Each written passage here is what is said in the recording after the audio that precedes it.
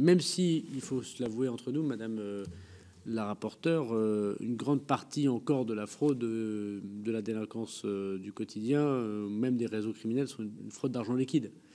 Alors évidemment, les cryptos, ça prendra de plus en plus de place, ça demande beaucoup de complexité, mais l'argent liquide, c'est quand même le sujet principal. D'ailleurs, je dis à plusieurs reprises à ceux qui m'interrogent pour savoir comment on arrête la drogue dans nos quartiers, une mesure assez simple: la fin de l'argent liquide empêchera la constitution de points de deal.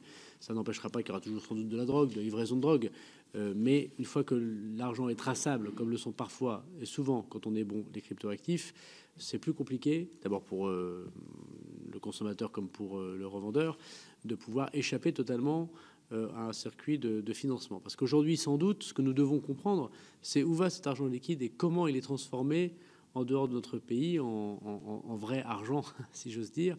C'est bien qu'il y a des réseaux peut-être communautaires de commerce.